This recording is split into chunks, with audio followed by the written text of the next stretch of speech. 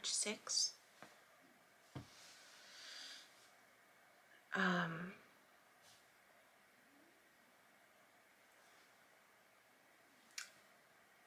The vertigo lasted all day. I did my best to not move around a lot. I mean, I sat most of the day because I had clients.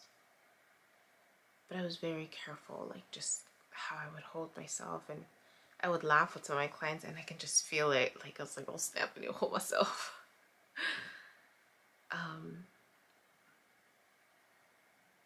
Yeah, like it was lingering through the evening and even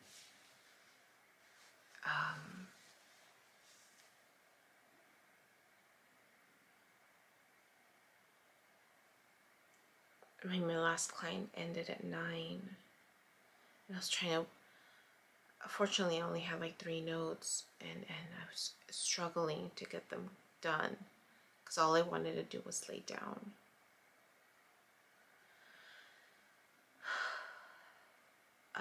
And when I laid down, like it was really, like I felt it. I had a dream. I had a few dreams. I didn't even go to bed. I didn't wash my face last night either because I was afraid that I was gonna like topple over just by bending over washing my face. My face right now is a royal mess. Not to mention that I had chocolate yesterday, so I broke out. But anyways,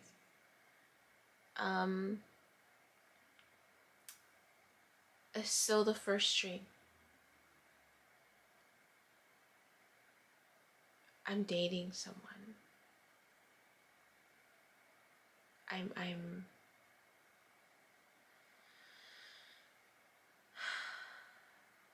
in this community, and it's a small community where everyone knows everyone. To a certain degree, everybody knows everybody. And there's this nudge from the community for me to date someone from the community.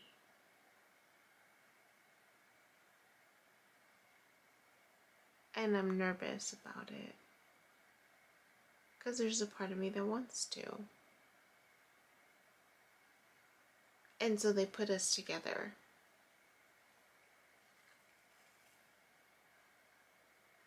And we start getting to know each other. And it felt good. It felt good. Like it felt nice. It felt nice to be able to get to know someone again, and then that process of listening and sharing and spending time together. It felt good. It felt good. This idea of dating again. So there's that. I woke up because my alarm went on. The vertigo came back. I was like, crap. So this time, I slept with my head on the mat. Right? Because I'm thinking the mat, right? Grounding, right? Did magic for my peripheral neuropathy supposed diagnosis, right? And I noticed that when I would turn my head back and forth, I wouldn't get dizzy as long as my head was on the mat. But when I would get up, I'd feel it, and I was like, crap. So I was worried because I was hoping it was just like a temporary thing, and just worried because I'm just like, wait, I have to go to the doctor. And I was looking it up too, like possible causes. And then I read, okay, so a couple things. The video I posted this morning, because I watched it, and it reminded me. So the video I posted this morning, I'm talking about how grateful I am for my clients, how I learn from my clients. sometimes when they share things with me. And then I ask questions. It's part of just, you know, building that trust, right? And you just get to know each other. So it just so happened that I have a client, and I learned from her. We were actually talking about research. So all of this that I'm doing is called anecdotal research. I only took two research classes at most. One in undergrad and one in grad school. I never thought about going in research. But then with all this happening, right, I'm like, okay, no, I know I need to record. I know I need to document everything that's happening to me. Because it's never happened to me before. And it's a world that I didn't grow up in. And you know, I have to document it, right? And it's kind of hard to not believe it when it's unfolding in front of you. I think that's the hardest part. And then, so then how do you explain that to someone, right, who's not experiencing it? So we're talking about research, and she pointed something out. She's like, it's important to, what did she say? Disprove your shit. Disprove. I wrote it down on the post-it. Whenever and so I thought about that. I was like, whenever I get the opportunity to try to disprove myself, right, through this process, instead of just believing everything, disprove it, right? It's like, okay, how do you disprove certain things that only you can experience?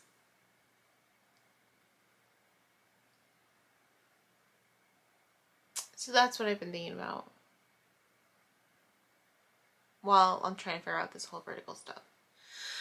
I feel a little bit better right now. Okay.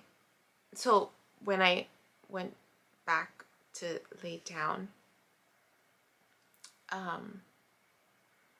I looked up. I said, okay, it's not the energy. It's got to be something health-wise, right? So I'm looking up causes of vertigo, and it's talking about earwax. It's talking about, I looked up, can earbuds affect, because I use a lot of headphones for work.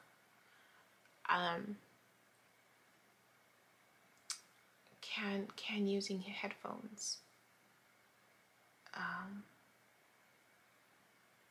cause vertigo? Possibility. That's a possibility. So I'm thinking that's probably what's happening.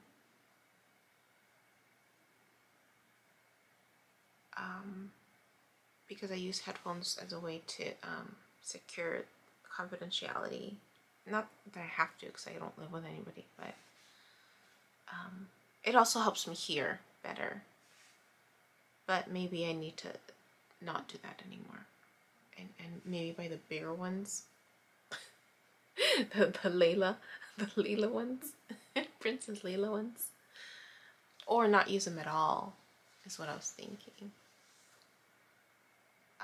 And then I wanted to just get my hearing checked again, because it's been a while since I have been using headphones for the past year.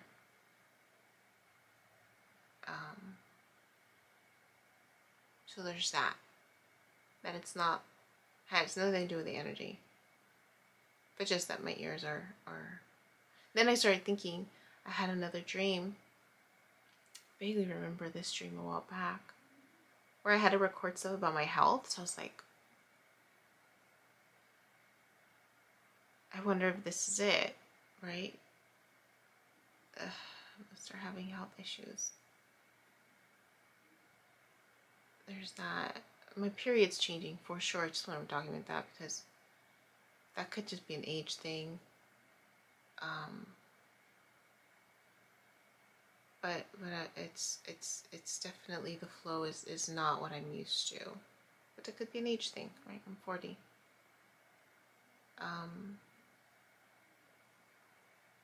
So here's the other thing. So I went back to bed, this time with my head on the mat, to see if that would help, and it did, in the sense of me when I turn, and I was adjusting myself. it didn't, I didn't get dizzy. I didn't get dizzy when my head was on the mat.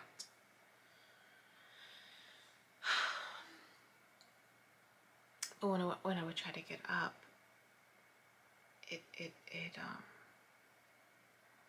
I would feel it a little.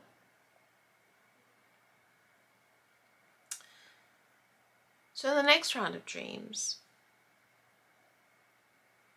I literally, there was this moment of, I was on my laptop and I was clearing out racy pictures of myself that I had taken, apparently. And I'm looking at myself in these poses and I'm like thinking, why would I take a picture of myself like that? Like now I'm thinking, why would I take a picture of myself like that? And I'm deleting them from my laptop. I'm deleting from my laptop. A friend of mine, his energy was there. Because those are the types of pictures he takes of people, specifically women. Women who contact him to take those types of pictures. A lot of it for self-empowerment, like women who are bringing, I mean, I did it. And that was it. Like, that's the connection. I asked him, I took pictures, right? When I turned 40, I took some of those pictures. For me, I posted a few that were racy. And I was hesitant to post it, but I was like, you know what? Right? I was comfortable with my body. And that's when I was like, that's when I was, yeah, just getting comfortable with my body, really. And I post nude. But in my dream, I'm deleting them from, and it wasn't even those pictures, because I didn't take those types of pictures with him. These were like, the pictures that I actually took weren't like this. This was insinuating like this was different, more racier.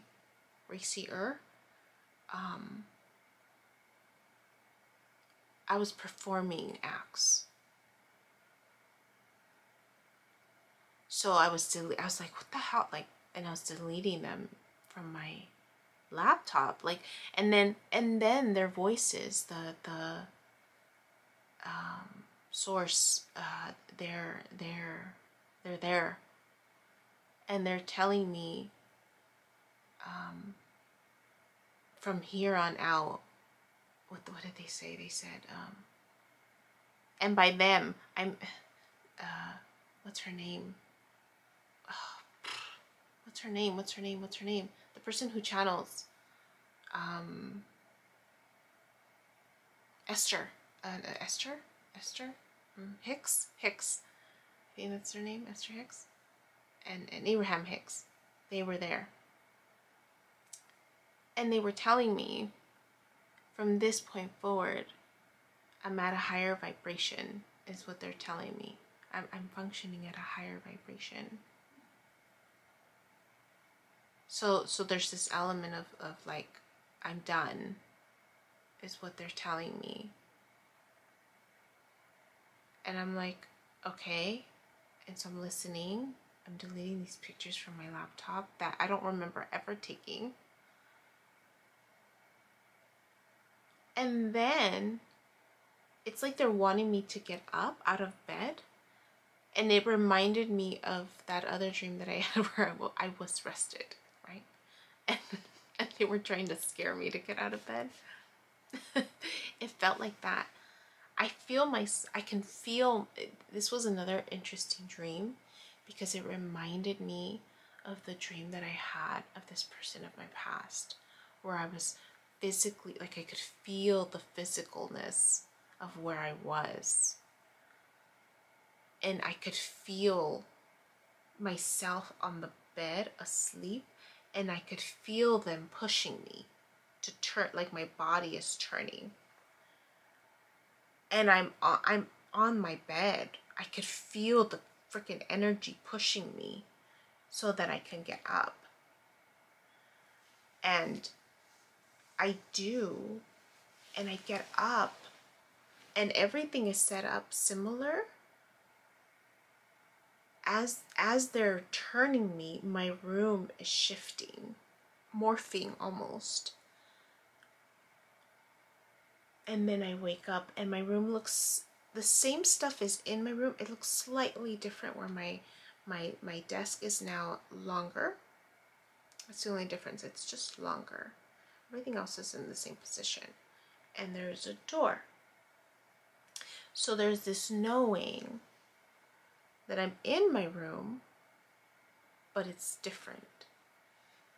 I open the door. I could feel myself opening the door. And it's my second home. It's not my childhood home anymore. It's my second home. I moved around a lot when I was younger. My childhood home was probably the home that I lived in the longest. 14 years I lived in that home. And then that's when all the movement started. The second home, I was in high school and an adult, because we would switch back and forth a lot. But we owned it, but it was a real mess. I'm in the second home. I open the door and I can feel myself like I know I'm in a dream. That's the part where it trips me out. There's this knowing I'm in a dream. And I'm like, okay, I'm in my dream. Let me find out where I am. I open the door. I could feel myself opening the door. And I know I'm in my dream, and I see my brother again. I'm seeing my brother again, and he's cooking breakfast. Sometimes he does that. He'll wake up early, and he'll make breakfast for everybody. And I'm seeing my brother, and I'm happy to see my brother. And I'm like, hey, even though I know, like there's just this knowing that I'm in a dream. And I'm looking and I'm like, oh my gosh, this is my hallway. This was my old room. Even though it's this room, the positioning of the room in that house, the door that I was opening, that used to be my room. And I'm seeing him in the kitchen. The kitchen looks slightly different, but he's in the kitchen. And he's like, hey, how you doing? And I'm like, I'm okay. And I'm just happy to see him. And I'm walking out. And then I see Chicha. She's younger. And she's younger. Like 4 or 5. Like 4. She's younger. And that's how I know I'm like, I'm dreaming. But she's so cute. And we greet each other, and she's happy to see me. That was so weird, because it just like I was physically there. It felt like, and I knew it was a dream. I knew it was a dream. I was in a dream, and I knew there was a cognitive awareness. I'm in a dream, and I'm gonna roll with it. And I could feel them. And then I woke up. I think the alarm went on. So that happened.